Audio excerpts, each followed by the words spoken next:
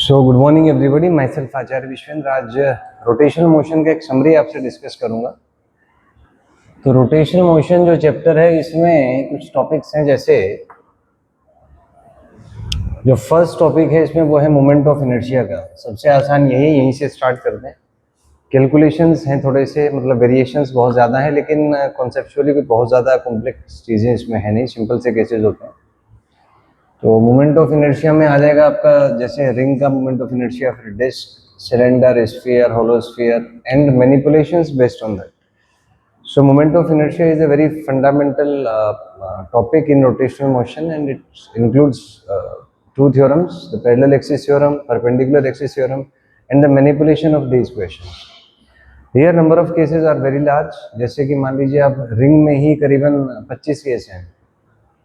Moment of inertia, center of mass perpendicular to the plane, tangent perpendicular to the plane, tangent in the plane, diameter, any axis, any line, उनके manipulations. तो number of cases थोड़े से ज़्यादा हैं, but concept यहाँ पे बहुत simple सा है। Manipulation of integration of dm(r²) का एप्लीकेशन ही इसमें यूज होता है। जैसा रिंग है उसी के बेसिस पे फिर डिस्क है, फिर hollow sphere, solid sphere, cylinder, cube, cuboid, rectangle, square, triangle.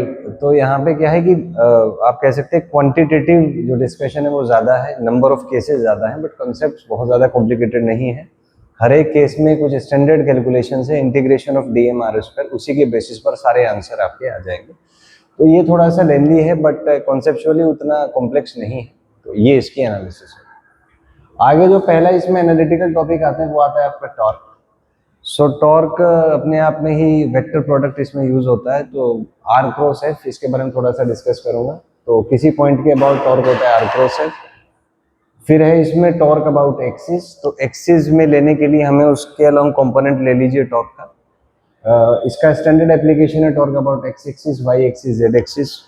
फिर इसका यूज है कि अगर बॉडी प्योर रोटेशनल मोशन में है, so it follows the equation torque is equals to y into alpha. और मान लीजिए कोई पॉइंट P है और इस पे आपने फोर्स लगाया r वेक्टर पे, तो ये जो इस पॉइंट के अबाउट टॉर्क होगा ये r क्रॉस f है। टॉर्क एक अच्छा टॉपिक है, इसमें मैथमेटिकल है, वेक्टर एनालिसिस यूज होती है। 3D में आप सोच पाएंगे तो इसको बना पाएंगे। फिर उसके वेक्टर के कंपोनेंट्स अलोंग एक्सिस, फिर उसका application as an integrated system. कोई प्रॉब्लम आप बनाते हैं तो उसमें torque is equal to I alpha होता है प्योर रोटेशनल मोशन में। तो इसमें भी कई बहुत से क्वेश्चंस आए हुए हैं, सीधे क्वेश्चन आए हुए हैं कई बार नीट में, टॉर्क के कैलकुलेशंस पे, एक्सिस के अबाउट टॉर्क के कैलकुलेशंस पे, मैग्नीट्यूड पे, एंगुलर एक्सेलरेशन पे। तो बहुत अच्छा टॉपिक है, उतना लेंदी नहीं है, बट इसमें थोड़े से 2-3 कॉन्सेप्ट बहुत अच्छे हैं। क्रॉस प्रोडक्ट का आपको आना चाहिए।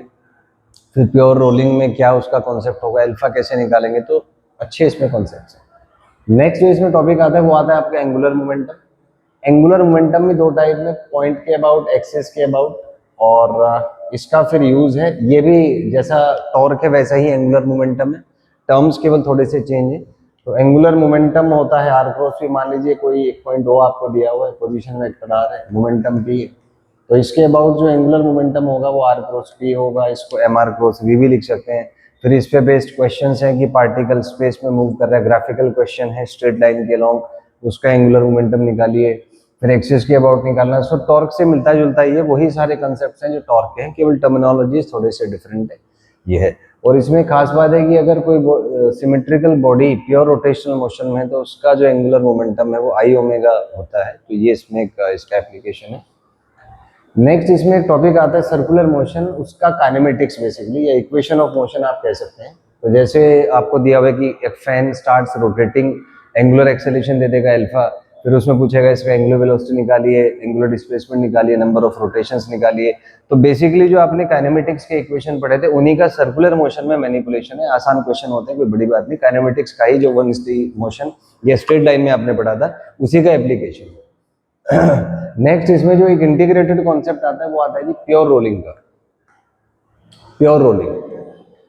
प्योर रोलिंग में सारी चीजें जो भी आपने अब तक पढ़ा है, moment of inertia, torque, angular momentum, सब चीजें इंक्लूड हो जाती हैं एक साथ। और इसमें बेसिकली 2 पॉइंट्स पे है, pure rolling on horizontal plane and on inclined plane. और इसमें 3 टाइप के क्वेश्चंस आपको आएंगे। पहला तो एसीएम निकालना होगा, उसके सेंटर ऑफ मास का एक्सेलरेशन क्या है। फिर आपसे पूछेगा जी फ्रिक्शन बताइए, फिर coefficient of friction. Standard case ले लेते हैं, मान लीजिए हॉरिजॉन्टल सरफेस पे तो आपको बोले एक बॉडी है, ये इसका सेंटर है, यहाँ से आपने एक एफ फोर्स लगाया, सेंटर ऑफ मास से एच हाइट पे फ्रिक्शन मान लीजिए एफ एस आया, और इसका एंगुलर एक्सेलरेशन अल्फा, और सेंटर ऑफ मास का एक्सेलरेशन आया जी एसी। तो आपसे पूछेगा बताइए एसीएम का वैल्यू क्या होगा, फ्रिक्शन का वैल्यू क्या होगा, कोफिशिएंट फ्रिक्शन मिनिमम कितना होना चाहिए, ये स्मूथ सरफेस पे प्योर रोलिंग कर सकता है कि नहीं। तो इस पे बेस्ड बहुत से मैनिपुलेशन बेस्ड क्वेश्चंस इस पे बन जाते हैं। तो ये है। उसके बाद एक इसमें स्टैंडर्ड कॉन्सेप्ट है इंक्लाइन प्लेन का, ये भी बहुत स्टैंडर्ड सा कॉन्सेप्ट है। तो इसमें होता है कि किसी बॉडी को आपने किसी इंक्लाइन प्लेन पे ऊपर से आपने इसको रिलीज कर दिया, तो जब ये नीचे जाएगी तो उस समय बताना होता है सेंटर ऑफ मास का वेलोसिटी क्या है, ऊपर से नीचे आने में इसको टाइम कितना लगेगा, rotational kinetic energy, translation, ratio, इसका भी रेशियो, फ्रैक्शन, फिर परसेंटेज। तो इस पे बेस्ड क्वेश्चंस आपको करने होते हैं। और इसमें अगर एनालिसिस करें तो सबसे जो कॉम्प्लेक्स है जिसमें सारी चीजें एक साथ यूज होती है, इट इज प्योर रोलिंग, या तो इंक्लाइन प्लेन पे या हॉरिजॉन्टल सरफेस पे। बहुत से मैनिपुलेशन बेस्ड क्वेश्चंस इस पे बन सकते हैं। और अब तक आप अगर एनालिसिस देखें नीट पीवाईक्यूज की, जेईई मेन पीवाईक्यूज की, तो प्योर रोलिंग पे ही सबसे ज्यादा परसेंटेज आपको मिलेगा जो नंबर ऑफ क्वेश्चन अब तक आए, क्योंकि इसमें सारी चीजें इंक्लूडेड हो जाती हैं। तो ये इसके स्टेप्स हैं। कुछ इसमें फिर कोलिजन्स पे क्वेश्चन है कि कब बॉडी प्योर रोल करे, किसी बॉडी को आपने रोटेट करा के छोड़ दिया, कितने टाइम के बाद प्योर रोल करेगा, कंजर्वेशन ऑफ एंगुलर मोमेंटम पे क्वेश्चंस हैं।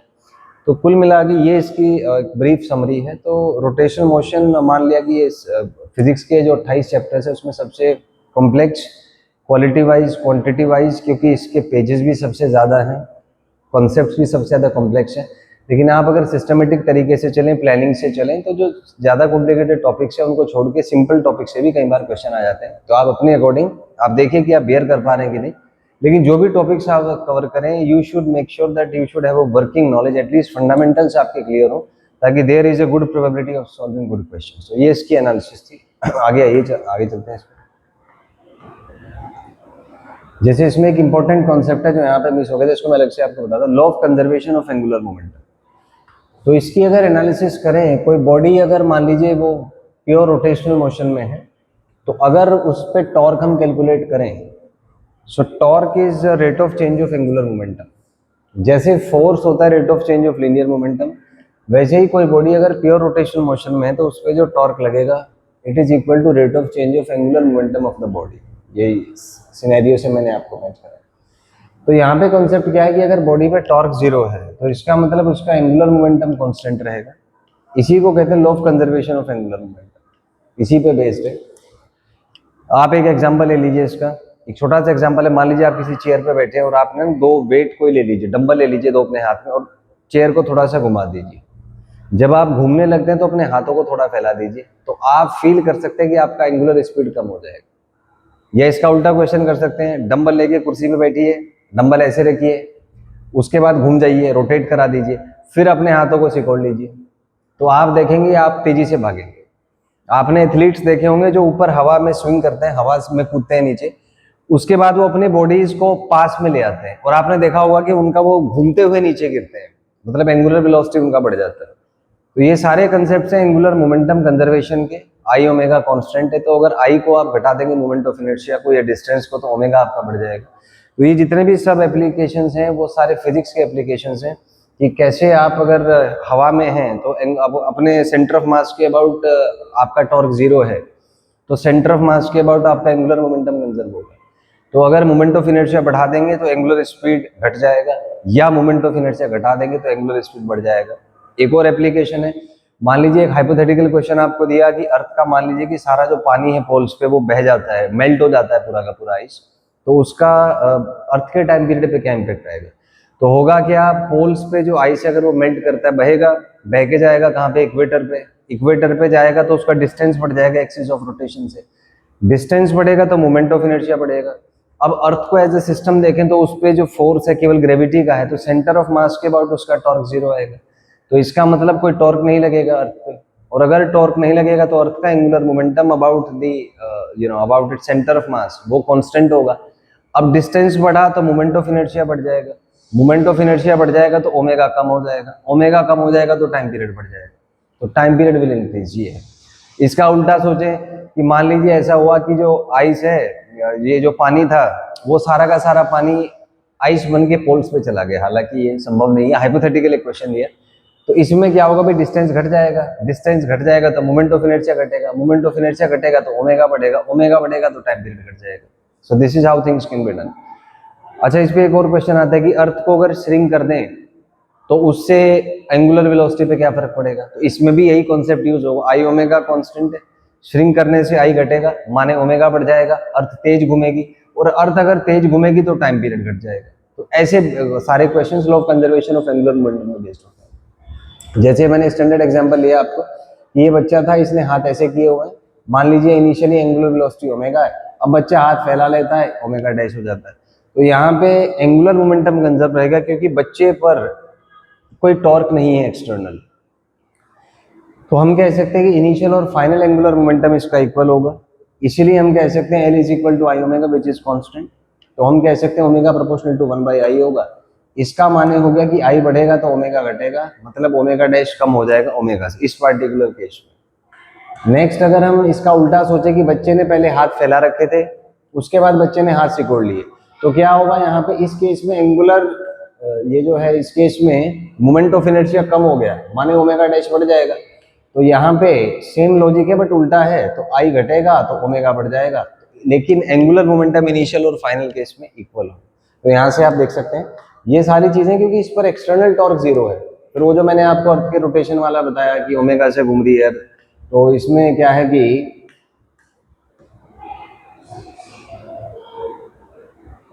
पानी जो मेल्ट कर गया, तो वही है कि पानी यहाँ से यहाँ चला जाएगा, वाटर जो है पोल से इक्वेटर पे, तो आर बढ़ जाएगा, आर बढ़ेगा तो ओमेगा बढ़ेगा, आई ओमेगा कांस्टेंट है। तो यहाँ से हम कह सकते हैं कि अगर मोमेंट ऑफ इनर्शिया बढ़ेगा तो ओमेगा घटेगा, ओमेगा घटेगा तो टाइम बढ़ेगा, तो टाइम पीरियड बढ़ जाएगा 24 घंटे से ज्यादा।